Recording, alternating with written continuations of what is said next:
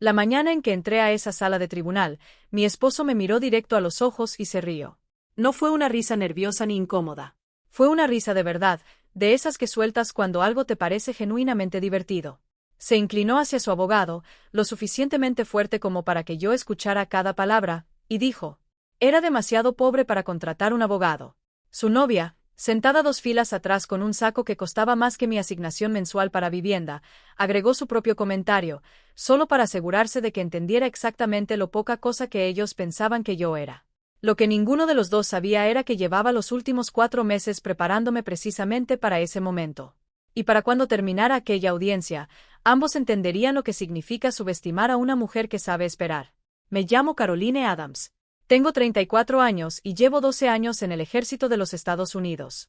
He sido enviada 2 veces al extranjero, he liderado soldados en situaciones que la mayoría de la gente ni siquiera podría imaginar y he tomado decisiones bajo presión que harían quebrarse a muchos ejecutivos.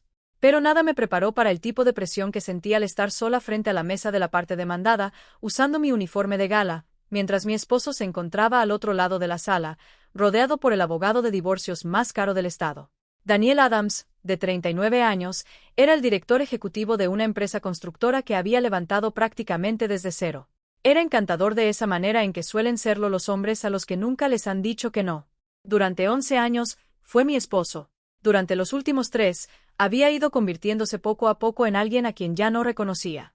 Antes de que entrara el juez, Daniel se dio la vuelta en su asiento y me miró como si yo fuera algo gracioso con lo que se había encontrado. ¿De verdad vas a hacer esto tú sola?, preguntó. No había preocupación en su voz. Solo diversión. No respondí. Había aprendido hacía mucho tiempo que el silencio incomoda a las personas que esperan una reacción. Lo intentó de nuevo. Se inclinó un poco más hacia mí, bajando la voz lo suficiente para que pareciera algo privado, pero manteniendo ese tono cruel. Eres demasiado pobre para contratar un abogado, Caroline. Detrás de él, Victoria Reed estaba sentada con las piernas cruzadas y una expresión cuidadosamente preparada, a medio camino entre la lástima y la satisfacción. Era la directora de marketing de Daniel, tenía 36 años, era inteligente, impecable y de ese tipo de mujeres que entran a una habitación convencidas de que son las personas más listas del lugar. ¿Estás acabada?, dijo. Lo suficientemente bajo como para fingir que se lo decía a Daniel, pero lo suficientemente fuerte para asegurarse de que yo lo escuchara. No me estremecí. Había tenido mucha práctica en no hacerlo. Nos conocimos cuando yo tenía 23 años, recién salida de la formación como oficial y todavía tratando de descubrir quién quería ser. Daniel ya era ambicioso en aquel entonces. Siempre hablaba de la empresa que algún día iba a construir. Y yo creí en él, como crees en alguien antes de que la vida tenga oportunidad de mostrarte quién es realmente. Nos casamos jóvenes. Yo fui enviada al extranjero siendo joven. Hubo cumpleaños que me perdí, aniversarios que pasé al otro lado del mundo. Un matrimonio mantenido a través de diferentes zonas horarias, con llamadas telefónicas que se cortaban a mitad de una frase y cartas que llegaban semanas después. Durante años, Daniel me dijo que estaba orgulloso de mí. Les decía a sus amigos que su esposa era soldado, como si fuera algo de lo que presumir. En algún momento, ese orgullo se convirtió en resentimiento. Aunque yo no me di cuenta hasta que ya era demasiado tarde. Todo empezó poco a poco. Empezó a llegar más tarde a casa. Su teléfono, que antes dejaba con la pantalla hacia arriba sobre la barra de la cocina, comenzó a permanecer boca abajo, con la pantalla apagada y siempre al alcance de su mano. Había viajes de fin de semana para supuestas visitas a obras que nunca terminaban de cuadrar cuando hacía preguntas de seguimiento. El tipo de preguntas que me habían enseñado a hacer. Preguntas que te permiten notar cuando una historia no tiene sentido. El nombre de Victoria comenzó a aparecer en sus conversaciones con mucha más frecuencia de la que tendría sentido tratándose de una directora de marketing. Cuando se lo pregunté directamente, me dijo que no era nada. Solo trabajo.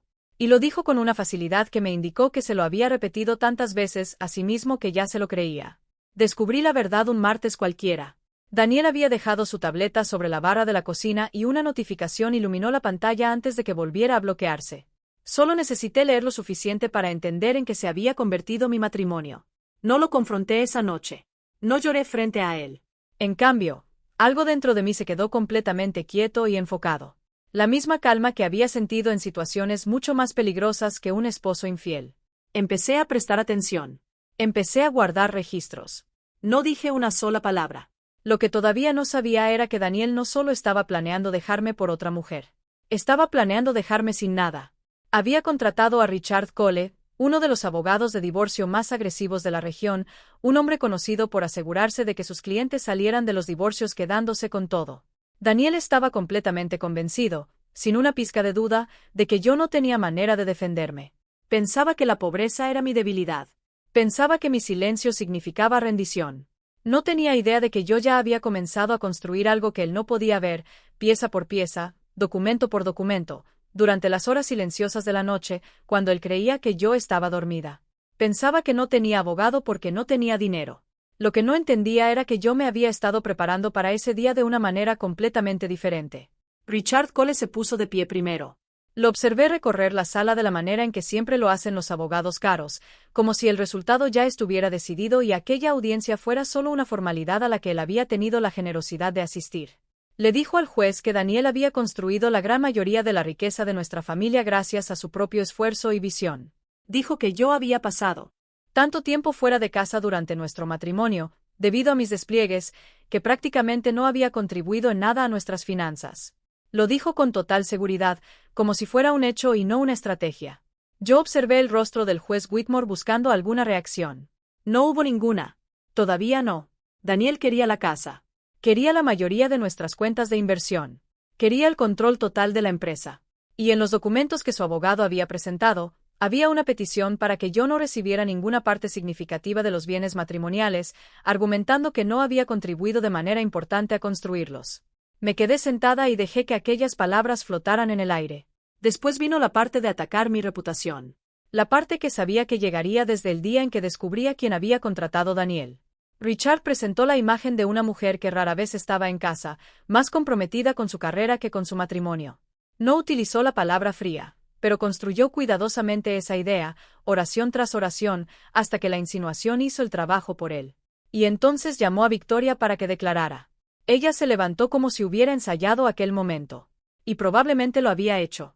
Le dijo al tribunal que durante el tiempo que había conocido a nuestra familia, había observado que yo ya no parecía preocuparme demasiado por Daniel. Lo dijo con la simpatía ensayada de alguien que cree estar diciendo la verdad porque le resulta conveniente creerlo. La observé hablar y no sentí nada parecido a lo que probablemente esperaba. Ni rabia, ni lágrimas. Solo una tensión tranquila y casi clínica. La misma tensión que uso cuando estoy evaluando una amenaza. No discutí. No presenté objeciones. Saqué una pequeña libreta y comencé a tomar notas. Y podía ver que mi silencio estaba provocando exactamente lo que Daniel quería. Lo estaba haciendo sentir más seguro. Se recostó en su silla como un hombre observando un juego que ya había ganado. Cuando finalmente llegó mi turno de hablar sobre el asunto, no levanté la voz. Expliqué simplemente que el tiempo que había pasado lejos de casa no había sido abandono. Habían sido órdenes. Cada despliegue, cada periodo prolongado de entrenamiento, cada misión que me alejaba de nuestra mesa de cocina, de nuestra cama y de nuestra vida juntos, ninguna de esas cosas había sido una decisión que yo hubiera tomado en contra de mi matrimonio. Era un deber que había cumplido mientras intentaba mantener nuestro matrimonio unido desde miles de kilómetros de distancia. Y había algo más. Algo que Richard Cole no había mencionado. Algo que Daniel había omitido convenientemente de su versión de nuestra historia. Durante aquellos años separados, yo no simplemente había estado ausente. Había estado enviando dinero a casa. Pago por combate. Pago por riesgo. Ahorros. Había construido una vida que no dejaba mucho espacio para gastar. Todo había ido destinado a pagar préstamos, cubrir los huecos de nuestro presupuesto y, sí, financiar la empresa de Daniel durante sus primeros años, cuando era más frágil. Cuando apenas era una idea, un puñado de contratos y una gran cantidad de confianza por parte de Daniel en que algún día funcionaría. Yo tenía copias de todo. Estados de cuenta bancarios. Registros de transferencias. Los documentos de la hipoteca con nuestros 2 nombres. Pagos de préstamos realizados desde mi cuenta, mes tras mes, año tras año. Registros de inversiones que mostraban exactamente a dónde había ido ese dinero. Lo tenía todo organizado, fechado y cotejado. Todo estaba guardado en silencio dentro de una carpeta que todavía no había abierto. Pero no la saqué. No ese día. Dejé que siguieran hablando. Dejé que siguieran creyendo que su versión de los hechos era la única que existía en aquella sala. Fue durante un receso, mientras revisaba una vez más mis propios registros financieros para asegurarme de no haber pasado nada por alto, cuando encontré algo que cambió por completo la forma en que entendía aquel caso. Una transferencia mucho mayor que las anteriores había salido de una de nuestras cuentas conjuntas y había terminado en algo que yo no reconocía. La seguí todo lo que pude por mi cuenta, comparando fechas y números de cuenta con cosas que yo ya sabía. Y lo que encontré hizo que el estómago se me revolviera de una manera que ni siquiera el enojo había logrado provocar durante toda esa semana. El destino final de ese dinero estaba conectado directamente con Victoria. Me quedé sentada durante un largo momento en el pasillo afuera de la sala del tribunal, sintiendo el frío del piso a través de mis zapatos y el peso de lo que acababa de comprender. Esto nunca había sido simplemente una aventura. Una infidelidad podía haberla llorado y superado con el tiempo, a mi manera y bajo mis propios términos. Pero esto era algo completamente diferente. Daniel no solo estaba traicionando nuestro matrimonio. Estaba trabajando activamente para quitarme lo que me pertenecía, utilizando precisamente la confianza que yo había depositado en él durante años de separación. Utilizando el dinero que yo había enviado a casa para mantener nuestra vida a flote mientras estaba en un lugar al que él no podía llegar. No era simplemente que hubiera dejado de amarme. Había construido todo un plan bajo la suposición de que yo nunca descubriría nada y que, incluso si lo hacía, no tendría los recursos ni la posición para hacer algo al respecto. Se equivocaba en ambas cosas. Y estaba a punto de descubrir exactamente cuánto. Antes de presentar cualquier documento ante el tribunal, revisé nuevamente todos los documentos financieros a los que legalmente tenía acceso como su esposa. Y lo hice metódicamente, de la misma manera en que me habían entrenado para revisar operaciones y detectar cualquier cosa fuera de lugar. Lo que encontré no fue un solo descubrimiento. Era un patrón. Pequeñas irregularidades dispersas a lo largo de meses de registros.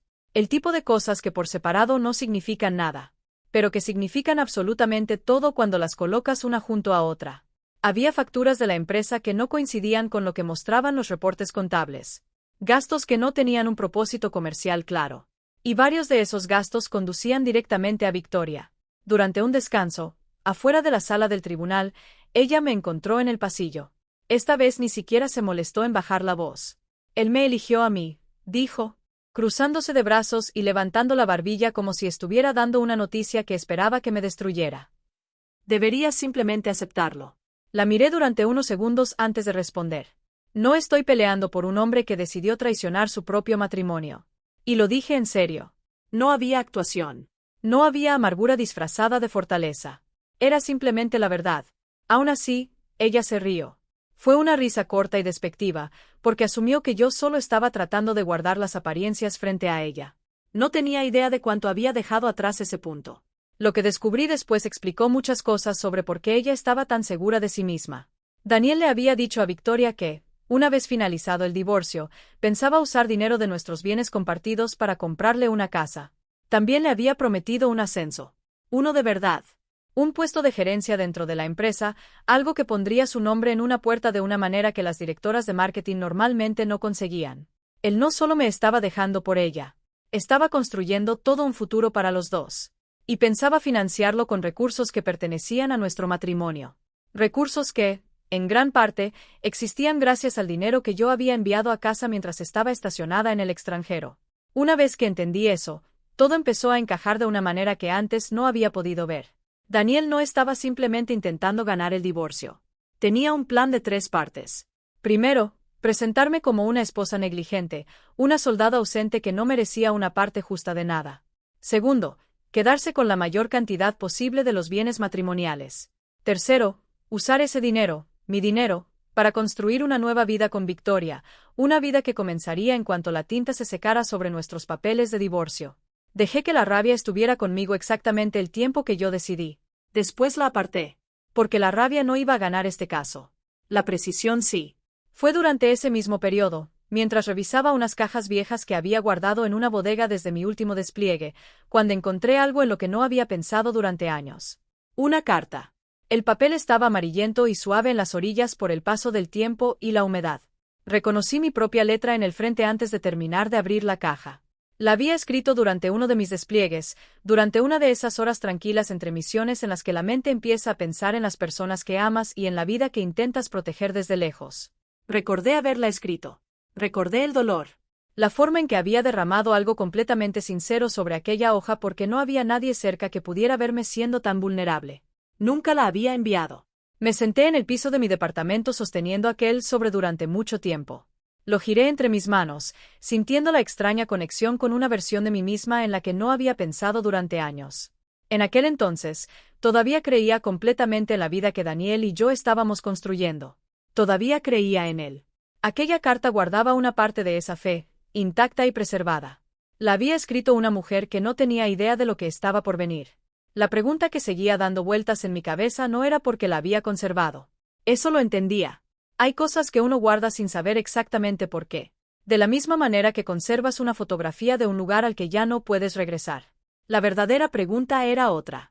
Y se instaló lentamente dentro de mí, deliberadamente, como lo hacen las revelaciones más importantes. ¿Por qué estaba pensando ahora en llevarla al tribunal? Miré el sobre una última vez antes de cerrar la caja. El nombre escrito en el frente, con mi propia letra de años atrás, no era el de Daniel. Pertenecía a alguien con quien Daniel jamás había imaginado que yo siguiera en contacto. Alguien cuyo nombre, si aparecía en aquella sala del tribunal, cambiaría por completo el rumbo de este caso de una manera que ni él ni Victoria podían anticipar. De regreso en la sala, Richard Cole seguía construyendo su caso con la misma seguridad impecable con la que había entrado. Le pidió al juez Whitmore que tomara en cuenta que yo no tenía ingresos fuera de mi sueldo militar y que tampoco contaba con representación legal, como si esos dos hechos por sí solos debieran resolver todo el asunto a favor de Daniel. Daniel estaba sentado a su lado con una ligera sonrisa de satisfacción. Era la clase de sonrisa que tiene un hombre que cree que el resultado ya estaba decidido antes de que comenzara la audiencia. El juez Whitmore no compartía esa confianza. Me miró por encima de sus lentes y preguntó con el mismo tono tranquilo que había utilizado durante toda la mañana. Señora Adams, ¿hay algo que quiera presentar? Me puse de pie. No comencé hablando de la aventura. No comencé con la traición, el dolor ni el desamor. Tampoco con ninguna de las cosas que Daniel probablemente esperaba que mencionara primero, las cosas que podrían hacerme parecer emocional, impulsiva y fácil de descartar. Comencé con la verdad. La presenté de la misma manera en que presentaría cualquier informe operativo, con calma, en orden y de una forma imposible de discutir. Coloqué el sobre la mesa frente a mí. Expliqué que había sido escrito años atrás durante uno de mis despliegues y que nunca había sido enviado a mi esposo. Había sido dirigido a alguien completamente diferente. Alguien a quien Daniel había conocido brevemente mucho tiempo atrás, cuando nuestro matrimonio todavía era joven y nuestras finanzas todavía eran sencillas. La carta describía una preocupación específica que yo había tenido durante aquel despliegue. Temía que Daniel estuviera teniendo dificultades para manejar las primeras finanzas de la empresa que intentaba construir. La carta explicaba que había utilizado parte de mis propios ahorros, dinero que había ganado y apartado de manera independiente, para invertir en aquella empresa durante su año más incierto. También expresaba mi creencia, de manera clara y sin exageraciones, de que el negocio eventualmente tendría éxito si lograba sobrevivir aquella etapa tan frágil. El juez Whitmore tomó la carta y la leyó en silencio. La sala del tribunal guardó el mismo silencio. Era esa quietud particular que se apodera de una habitación cuando todos sienten que algo está a punto de cambiar. Leyó lentamente, y observé cómo su expresión cambiaba poco a poco, de neutral a concentrada, y después a algo que podría haber sido una ligera diversión. Finalmente levantó la mirada y dijo casi para sí mismo: «Bueno, esto es interesante». Richard Cole pidió revisar el documento. Su voz había perdido parte de la seguridad que tenía al principio. El juez Whitmore volvió a mirarme. ¿Tiene documentación que respalde las afirmaciones financieras descritas en esta carta? Sí, su señoría, respondí. Lo que aquella carta demostraba no tenía nada que ver con una aventura. No era evidencia de una infidelidad. Era algo mucho más dañino para la posición de Daniel que cualquier cosa relacionada con Victoria. Era una prueba documentada de dónde había salido realmente una parte significativa del capital con el que se fundó la empresa. Y contradecía directamente la versión de los hechos que Daniel había presentado en sus propias declaraciones financieras. La persona a quien iba dirigida la carta era el antiguo contador de la empresa. Un hombre que había dejado la compañía después de una disputa con Daniel años atrás. Un hombre que había conservado registros que Daniel probablemente suponía que nadie volvería a pensar en pedir. Miré a Daniel. Él miró a Victoria. Victoria le devolvió la mirada. Y por primera vez desde que todo aquel proceso había comenzado, vi algo pasar entre ellos que no era confianza. Era el comienzo de una comprensión lenta y desagradable. Habían calculado muy mal exactamente qué tan preparada estaba yo. Y habían subestimado cuánto había estado guardando mientras pasaban meses tratando mi silencio como si fuera una señal de debilidad. El tribunal llamó al antiguo contador como testigo 2 días después. Se llamaba Walter Grimes. Era un hombre de unos 60 años, de voz tranquila, que claramente no quería verse involucrado en nada de aquello. Pero respondió cada pregunta con la precisión cuidadosa de alguien que había pasado toda su carrera asegurándose de que los números dijeran la verdad, incluso cuando las personas no querían hacerlo. Confirmó lo que la carta ya había insinuado. Años atrás, cuando la empresa de Daniel todavía era apenas un puñado de contratos y muchas esperanzas, yo había invertido una cantidad considerable de mis propios ahorros para mantenerla a flote. A cambio, me habían otorgado una participación documentada en la propiedad de la empresa. Una participación real. Una participación registrada en los documentos iniciales de la compañía.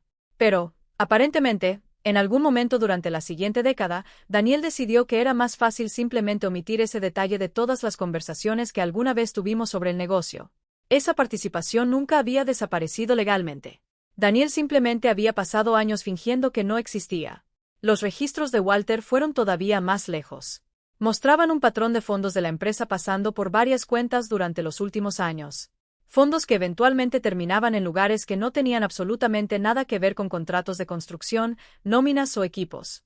Cargos de hoteles, regalos, viajes, y varios pagos que conducían directamente a Victoria, registrados durante un periodo que dejaba perfectamente claro que esto no era algo reciente.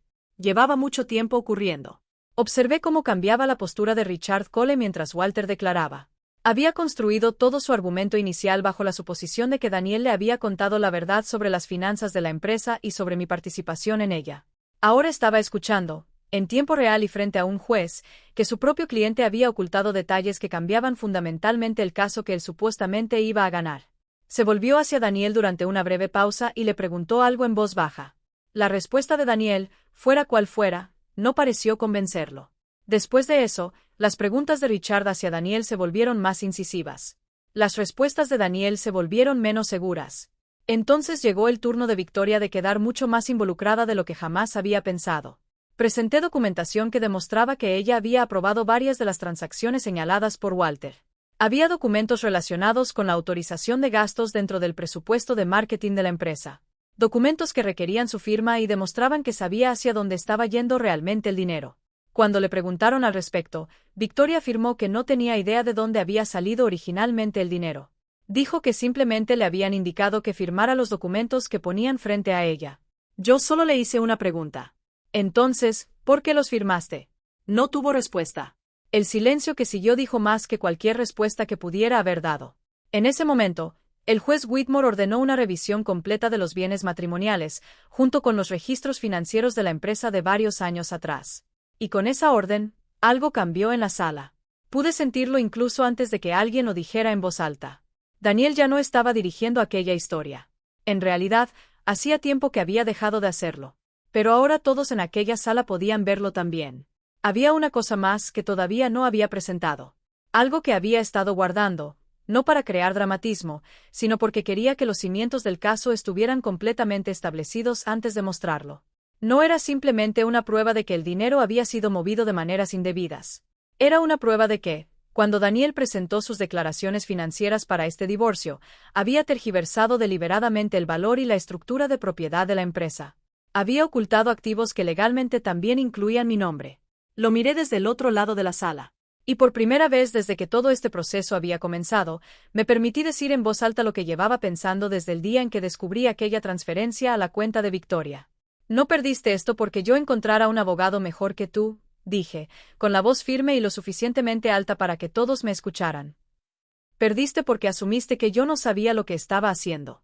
Después de eso, la audiencia entró en su etapa final, y el juez Whitmore revisó todo con la misma calma y minuciosidad que había mostrado desde el principio. Revisó los bienes matrimoniales línea por línea. Revisó la estructura de propiedad de la empresa, comparándola con lo que Walter Grimes había declarado y con lo que mis propios registros financieros confirmaban. Revisó las transferencias, la cronología y el patrón de ocultamiento que llevaba años desarrollándose, mucho antes de que cualquiera de los dos hubiera puesto un pie en aquella sala. Revisó mi inversión original y aquello a lo que legalmente me había dado derecho desde el principio, sin importar si Daniel alguna vez había tenido la intención de reconocerlo o no. En cierto momento, durante un breve receso, Daniel pidió hablar conmigo en privado.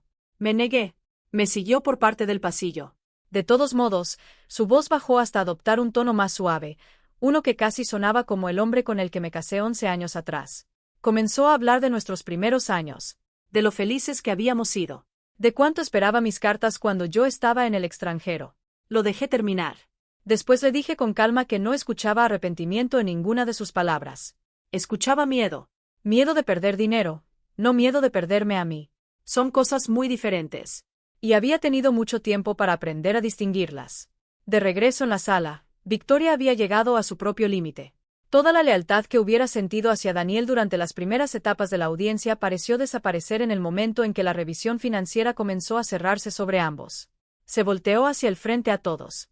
Le dijo que él le había asegurado explícitamente que yo no tenía ningún derecho legítimo sobre la propiedad de la empresa, que yo simplemente era una esposa ausente sin ninguna participación real en nada de lo que él había construido. Daniel respondió, levantando la voz por primera vez desde que todo aquel proceso había comenzado. Y durante un momento, los dos discutieron ahí mismo, en plena sala del tribunal, como si la compostura profesional con la que habían entrado finalmente se hubiera agotado. El juez Whitmore los dejó discutir durante unos segundos antes de devolver el orden a la sala. Después volvió la atención a los documentos que tenía frente a él y emitió la conclusión que más importaba. Las pruebas demostraban claramente que yo tenía una participación financiera en la empresa mucho mayor de la que Daniel había declarado. Una participación basada en el capital que yo había aportado años atrás. Un capital que él había omitido deliberadamente de cada documento relacionado con aquel divorcio. El juez miró directamente a Daniel. ¿Usted sabía que este documento existía?, preguntó, levantando los papeles que Walter había proporcionado. Daniel no respondió de inmediato. Cuando finalmente habló, en realidad no fue una respuesta. Solo fue una cadena de explicaciones y excusas que terminaron desvaneciéndose en el silencio. Richard Cole no dijo una sola palabra a su lado. Y eso me dijo todo lo que necesitaba saber sobre cómo había terminado aquello para ellos. Victoria permaneció completamente quieta. Cuando la miré, su rostro se había puesto pálido de una manera que ni el maquillaje podía ocultar. Era el rostro de alguien viendo desaparecer, frente a sus propios ojos, un futuro que ya había comenzado a planear en silencio. La sentencia llegó poco después. Me otorgaron una parte justa y legalmente correcta de los bienes matrimoniales, tomando en cuenta el verdadero valor de todo lo que yo había aportado a lo largo de los años. Daniel tuvo que responder por los fondos que había ocultado, y el tribunal ordenó una auditoría formal y la redistribución de los bienes que había intentado mantener escondidos. Mi participación en la propiedad de la empresa fue reconocida como legítima y exigible legalmente, exactamente como lo había sido desde el día en que Walter presentó aquellos documentos por primera vez. Pero yo todavía no había terminado, y lo que hice sorprendió a casi todos en aquella sala, incluyéndome un poco a mí misma. Yo no quería la empresa. Nunca la había querido. Lo único que quería era recibir aquello que legal y realmente me pertenecía. Y una vez que eso quedó resuelto, tomé una decisión que dejó a Daniel completamente desconcertado. Elegí vender mi participación en la empresa y utilizar cada dólar para crear un fondo de apoyo para familias de militares que enfrentaran exactamente el tipo de dificultades económicas y separación que yo había vivido durante más de una década. Durante las semanas posteriores a la sentencia, observé desde lejos cómo la vida que Daniel había construido comenzaba a desmoronarse de maneras que no tenían nada que ver conmigo y si tenían todo que ver con las decisiones que él había tomado mucho antes de que yo entrara a aquella sala. La imagen que había cultivado durante años, exitoso, en control y admirado por quienes lo rodeaban, no sobrevivió a la auditoría financiera que siguió. La empresa pasó por una auditoría formal. Los socios que alguna vez habían confiado en él para manejar contratos y capital comenzaron a alejarse discretamente, sin querer relacionar sus nombres con algo que ahora formaba parte del registro público. Victoria, por su parte, entendió bastante rápido que la vida que le habían prometido, la casa, el ascenso y el futuro financiado con el sacrificio de otra persona, nunca había sido realmente suya. Solo había sido un plan construido con dinero que nunca le perteneció a Daniel para regalarlo. Unos meses después de que todo se calmara, Daniel me encontró una última vez. No fue dramático. No hubo escenas. No hubo gritos. Solo dos personas de pie en un estacionamiento, con una década de historia entre ellas y casi nada más que decirse. Me preguntó si realmente no quería intentarlo de nuevo. Lo miré durante un largo momento antes de responder. Y me di cuenta de que ya no sentía rabia. No realmente. Solo claridad. No me perdiste el día que me fui de la casa, le dije. Me perdiste el día que decidiste que yo no merecía tu respeto. No tuvo nada que decir. Creo que, en algún lugar muy dentro de él, ya sabía que era verdad. Regresé a mi unidad poco después. No hablé sobre el dinero.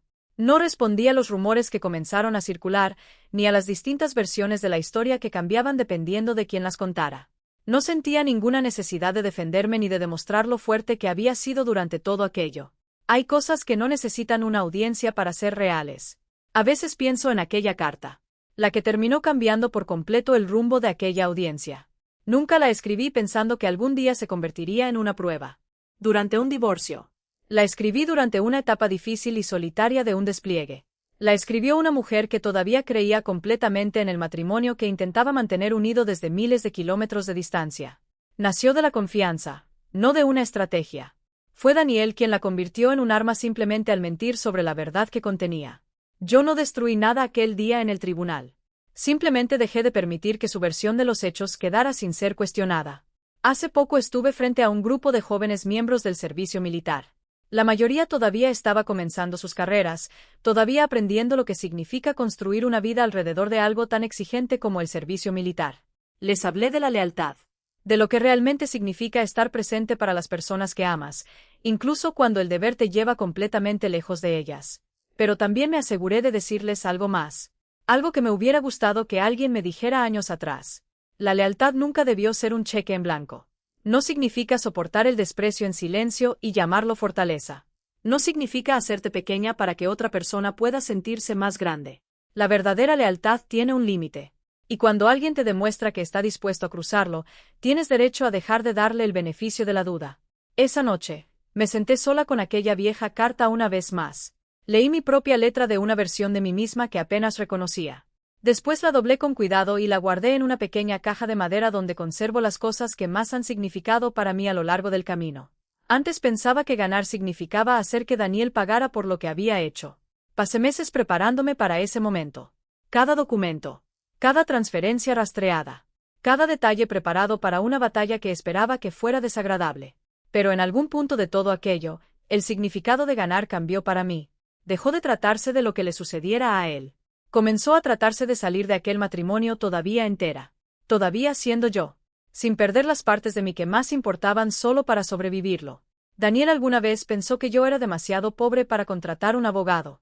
Victoria alguna vez me dijo que estaba acabada. Los dos cometieron el mismo error. El tipo de error que comete la gente cuando confunde el silencio de alguien con debilidad, en lugar de reconocerlo por lo que realmente es. Paciencia. Disciplina. Y el trabajo silencioso de prepararse para un momento que ellos jamás vieron venir. Y al final, no fue la rabia lo que los puso de rodillas en aquella sala. Fue la verdad contenida en una vieja carta escrita por una mujer a la que subestimaron muchísimo. Me encantaría saber qué creen que realmente significa esta historia. ¿Lealtad? ¿Respeto? ¿O simplemente negarse a permitir que alguien te subestime? Déjame un comentario y dime desde dónde estás viendo esta historia esta noche. Compartimos historias como esta todos los días. Así que, si esta historia te llegó al corazón, suscríbete para que no te pierdas ni un solo momento de historias como esta.